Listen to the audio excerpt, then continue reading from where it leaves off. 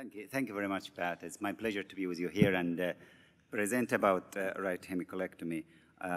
While our government in the middle of discussion on leaving the European Union, I'll do my best to bring the European perspective into the equation here. That's my disclosure. So this is a bit of background. Where is right hemicolectomy? Since it started in 1991, there have been a number of clinical trials in Europe talking about feasibility, safety, and short-term benefits of laparoscopic colectomy, including right hemi, to the extent that it has changed the guidelines in NICE and recommending laparoscopic technique as an alternative for laparoscopic colorectal surgery, and that was back in 2006. So what's been happening? At that stage, remember, in Britain, we were only performing about 10% of our practice laparoscopically. And thanks to Danilo for this paper, he came out to reassure us. He's saying in order to reach competency, you need about 150 cases. So there's no way to get 150 from self-learning. But at the same time, from another paper from the same author, that's reassuring. He's saying if you train somebody, you can get as good results as experts in terms of basically conversion, complication, and anastomotic leak. So these actually two papers were pretty much the drive and the rationale for the national training program in England, which I'm sure you've heard about, which was led by my two colleagues, Mark Coleman and George Hanna. In very brief description of this program, it's about multimodal. It is about basically taking a consultant surgeon in England all the way from signing into the program into a signing off, including a mentorship. Two important aspects.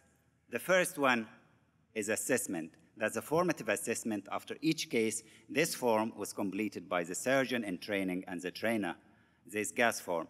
And that's the idea behind this, is about basically to go through the sub-steps and the steps of the operation and go through this one.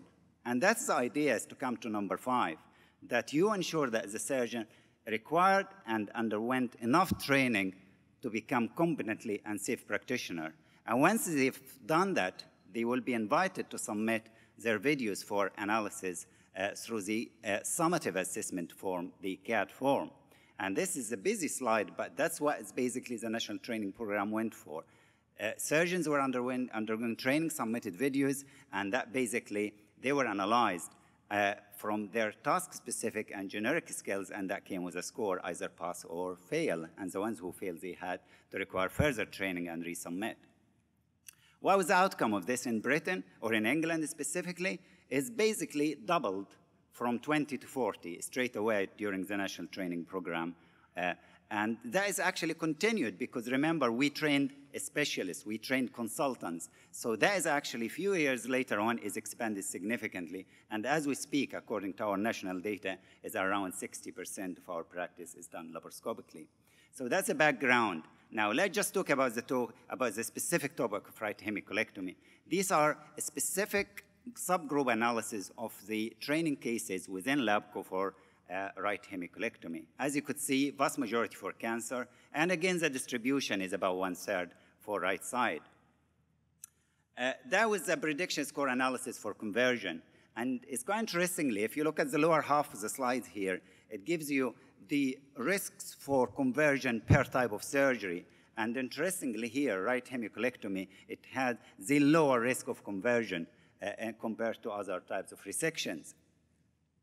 That's quite an important one, which is about looking at the QSOM curve for learning curve for these operations. And you could see right hemi standing right on the top there, reaching the plateau, reaching the learning curve very, very early compared to left side. So it's about 20 cases, while it continued actually for left side and definitely for rectal cases.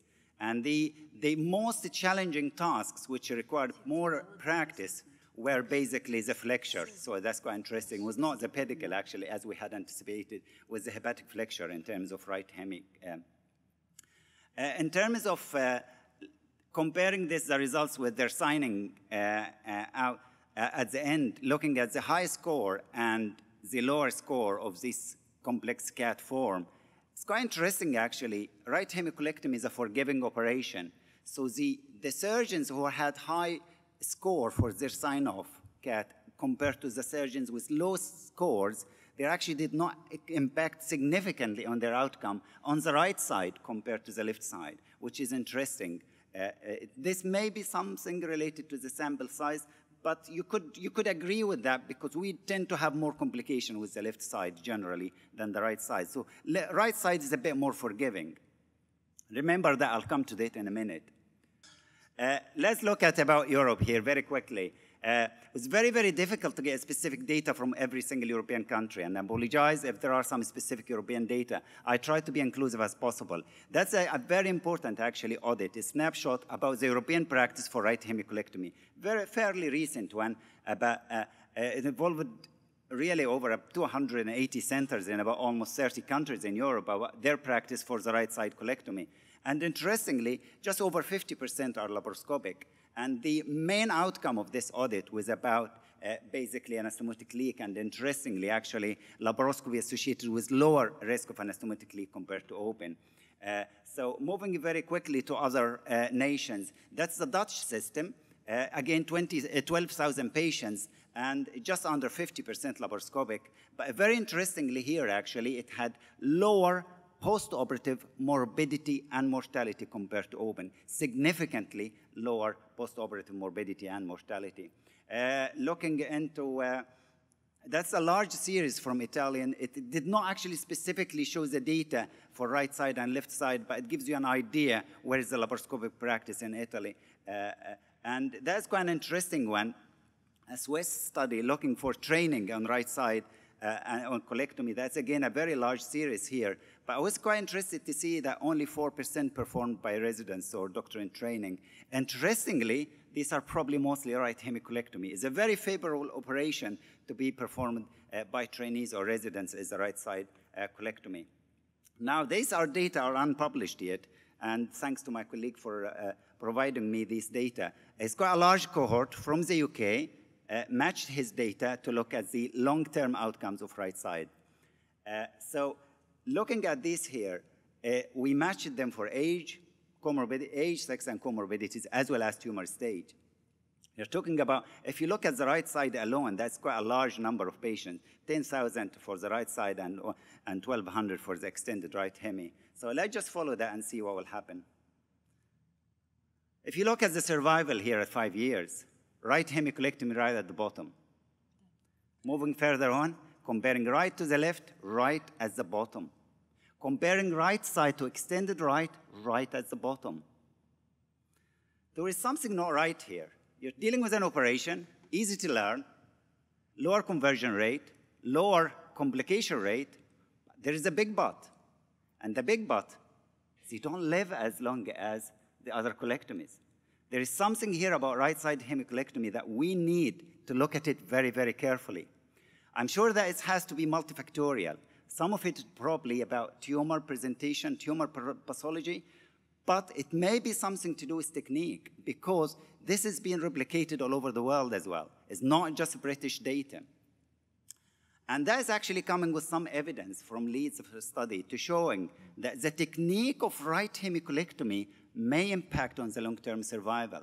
You could argue if you do a specimen breaching the muscularis propria, that is a bad surgery, but when you adhere to mesocolic dissection, you have the best survival. That seems to be an evidence here. And I'm not going to go in details as to all here because I know the rest of the session going on deep details about CME. But CME is about multifactorial, about mesocolic plane, about central vascular ligation, and adequate longitudinal section. I'm going to skip through these very, very quickly because of the time. But is the longitudinal plane is about 10 centimeter distally and 5 proximally. If the blood vessels proximal to the tumor, if blood vessels bang in the middle, you need 10 centimeter each. And going further on, although there are systematic review, but very little evidence in terms of quality of study, one randomized control trial with no long-term data. So there is still a lot of evidence needs to come. What are possible risks? Actually, risks, interestingly, not as you think dangerous as you would had in your mind. There are more data are coming, and there are studies that are emerging. So what about cancer in young people? What operation would you offer them? Would you offer them a standard right hemicolectomy, or would you do more? Right. There is a European training program for CMA is coming, and along these training programs, actually, which is happening in Europe, there are actually, a lot of them is, most in fact of all of them are planned or designed for minimal invasive surgery. Where can I summarize? Well, laparoscopy is quite variable. It's varied between 20 to 30% up to 67% for right hemicolectomy. I think there is a rapid uptake that has been facilitated by a structured training program. Right hemicolectomy is an interesting operation. It's an easy to learn, lower complication rate, but it has lower survival. And the lower survival even for the matched group. So be careful about this. And these are actually differences have been observed. CMA is an alternative. We're still waiting for data. We're still waiting for long-term data. If I leave you with 2 words, right hemicolectomy, just be careful with this operation. And my recommendation, just be careful with the specimen. Thank you very much.